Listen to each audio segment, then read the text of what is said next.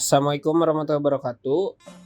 Kembali lagi di Laboratorium Geologi Unisba. Kali ini kita akan membuat peta kemiringan lereng atau mungkin bisa disebut atau diklasifikasikan sebagai peta morfologi. Nah, yang kita butuhkan itu adalah data DEM atau Digital Elevation Model yang bisa di-download di Demnas atau di USGS.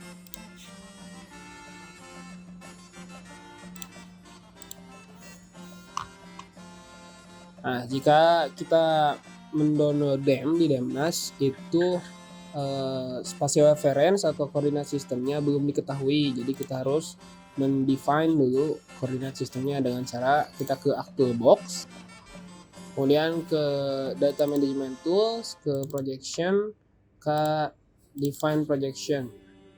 Kemudian kita masukkan Demnasnya. Nah, setelah itu pada koordinat sistem kita input dulu WGS 1984. Itu adanya di mana? Di geografi koordinat sistem di Word. Nah, ini WGS 1984. Oke.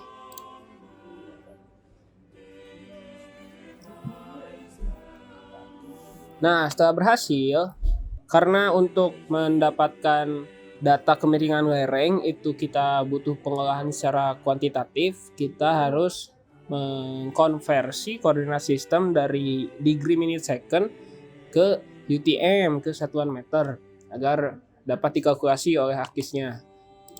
Dengan cara tadi masih di tool yang sama, itu di Data Management Tools, kita ke raster, di Tools Projection and Transformation, terus di subtoolnya ada raster, kemudian ke Project Raster. Nah, kemudian input Demnas yang telah di-define, kemudian di output koordinat sistem masukkan koordinat sistem sesuai di mana letak wilayah penelitian kita berada. Dalam kasus ini DEM saya itu ada di Sulawesi Tenggara, jadi saya pakai 51S. Kemudian oke. Nah, setelah prosesnya selesai, kita hapus Demnas yang original. Kemudian kita klik 2 kali di layers dan kita ubah koordinat sistemnya ke 51S sesuai koordinat sistem yang akan kita gunakan. Kemudian kita zoom to layer DEM. Nah, untuk memastikan DEM ini telah memiliki koordinat sistem yang sesuai atau UTM dengan zona yang sesuai, kita bisa ngeceknya dengan klik kanan rasternya, klik 2 kali rasternya, kemudian kita ke source. Itu bisa kita lihat koordinat sistem udah WGS 1984, UTM zona 51S. Nah, kemudian untuk melakukan slope analysis atau analisa kemiringan lereng, kita ke ActualBox, 3D Analyze, terus Raster Surface, kemudian kita ke Slope. Nah, di Slope ini kita input rasternya. Nah, untuk output measurement-nya, karena kita ingin menggunakan persentase, kita ganti ke percent rise. Dan oke.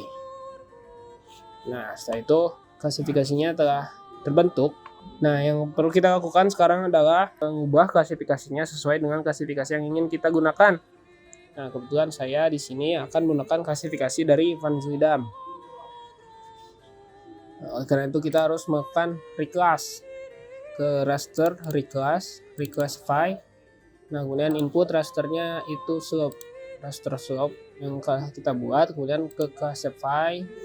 Nah, karena di Van Zuydam itu ada 7 kelas, kita ubah classesnya yang asalnya 9 ke 7. Nah, seperti yang kita tahu di klasifikasi Van Zuydam itu kan kelas pertama itu 0 sampai 3, terus 3 sampai 7%,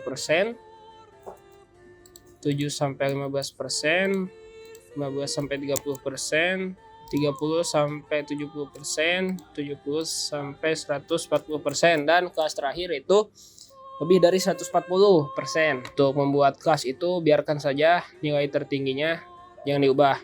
Oke. Terus oke.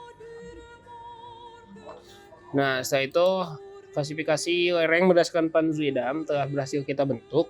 Kalau warnanya jadi gini, jangan kaget karena itu hanya spektrum warna display saja.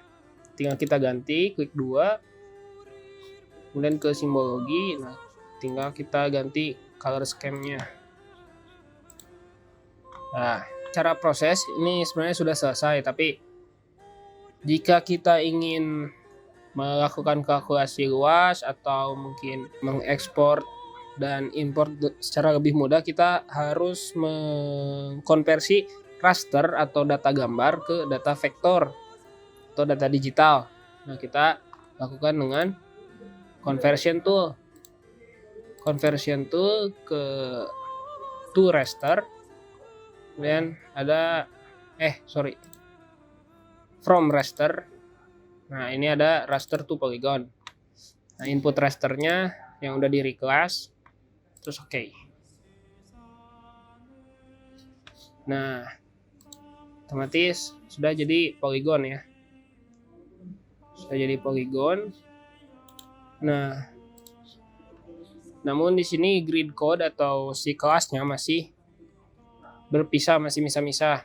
Yang perlu kita lakukan adalah menyatukan si kelas-kelas ini sesuai dengan kelas yang kita gunakan dengan cara ke geoprocessing, kemudian ke dissolve, masukin polygonnya yang udah kita buat, terus centang di grid code.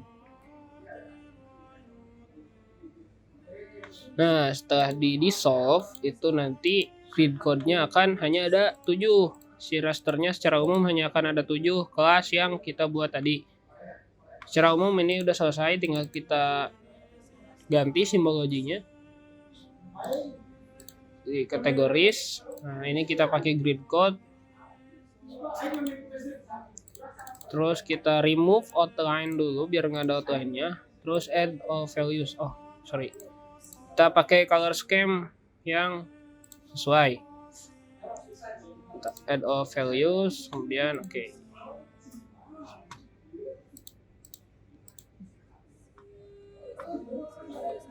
Nah, ini untuk si